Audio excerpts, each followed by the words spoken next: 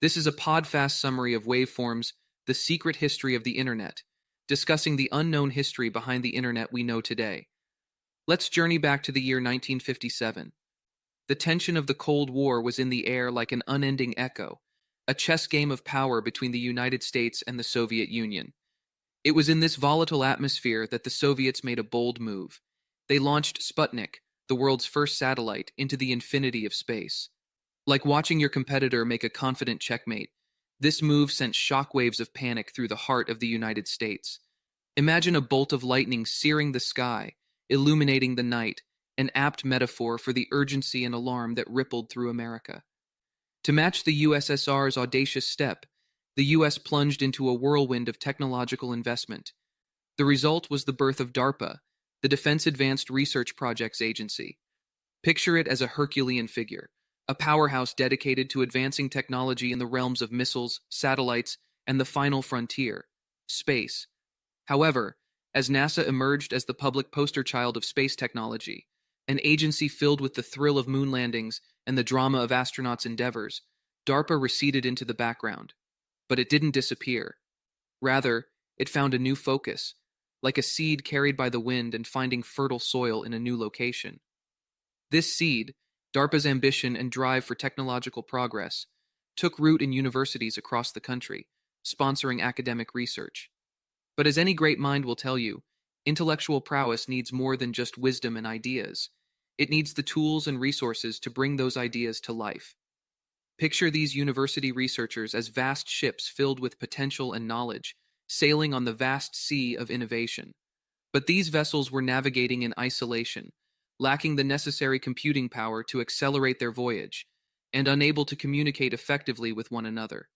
The solution to this predicament emerged in 1966, a plan named ARPANET. Like a grand bridge designed to link isolated islands, ARPANET aimed to connect these intellectual powerhouses. The technology that made this possible was packet switching. If you picture the data as a giant block of marble, packet switching would be the process of chipping that block into smaller pieces. Just as a postal service would divide mail into smaller parcels and dispatch them along various routes, packet switching allowed data to be divided and sent via numerous paths, connecting these once isolated university supercomputers. The invention of ARPANET and the implementation of packet switching marked a pivotal moment in the history of the Internet. By connecting these isolated islands of intellectual prowess and computing power, they created a platform for shared resources, collective problem solving, and an unprecedented explosion of technological advancements. It was a catalyst that would set the stage for the Internet as we know it today. Now, imagine a city with various highways and roads. Traditionally, computers were connected linearly, like a single, unbroken road. But packet switching created a decentralized network, a bustling city of highways and byways where data could zip around quickly and efficiently. Universities and organizations started creating their own mini-networks, each operating with their own unique set of traffic rules or protocols. This led to a mosaic of separate networks, much like unique cities across a country. In the 1970s, like a giant waking up and realizing its strength, the government noticed the effectiveness of these individual networks. They established their own satellite-based networks, called satnets, mainly for military use. But they had a conundrum. How do you unite all these separate networks under one roof? Enter computer scientist Bob Kahn, tasked with solving this intricate internet problem. His mission, to unite all these diverse networks into one harmonious system. As the 70s rolled on, computer scientists were busy tinkering with network protocols, like crafting unique languages for each city to speak. But then came TCP/IP, a universal language that all networks could understand. TCP/IP was like a translator, enabling different networks to chat and exchange data. And when was this miraculous invention born? Around the same time, the first cell phone, digital camera, and the Walkman were popping up.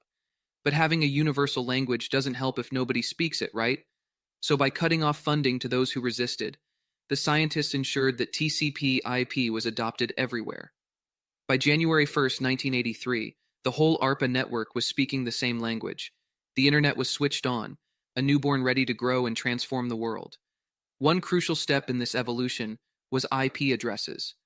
Imagine your computer as a house, and its IP address is its street address. This unique number lets your computer talk with other computers. But as more and more houses sprang up in the city of the internet, we needed longer addresses. Enter IPv6, a more sophisticated addressing system able to cater to the growing population of online devices. In the 1980s, the internet was like an exclusive club. Only government, military, and universities had access. But Vint Cerf, one of the so-called fathers of the internet, saw the potential for a more inclusive internet community. He pushed to allow MCI Mail, the first commercial email service, onto the internet, effectively opening its doors to the public. Suddenly, everyday folks were strolling down the internet's main street. This sparked an enormous demand for internet service providers and led to the creation of the World Wide Web in 1989. Now take a leap forward in time, right to the present day. Enter the World Wide Web, a creation of Tim Berners-Lee that has changed the face of our digital landscape. You see, Berners-Lee, a visionary in his own right, took an idea that was born in 1963 called hypertext and used it as a fundamental building block for the web as we know it. To understand hypertext, picture your favorite video game. In that game, you might encounter magical portals, ethereal doorways that transport your character from one level or location to another in the blink of an eye. One moment, you're in a fiery volcanic landscape, and the next, you're standing in a tranquil forest. That's exactly what hypertext does for the World Wide Web. But instead of levels in a game, these portals, or hyperlinks, transport you from one website to another. Here's how it works. Every web page on the internet is a stop on a grand, sprawling digital tour. Each stop is unique, filled with its own wonders in the form of text, images, videos, and more. But these sites don't exist in isolation. They are interconnected, woven together into a vast web by thousands, millions, even billions of these magical portals, these hyperlinks. With a simple click, you're whisked away to a new destination. In essence, hypertext has transformed the internet from a static digital library into an interactive, ever-changing universe of interconnected ideas and information. It's a boundless digital cosmos where any bit of knowledge is merely a click away. This universe is constantly expanding, with new portals and destinations appearing every second. The impact of hypertext and the World Wide Web on our society cannot be overstated.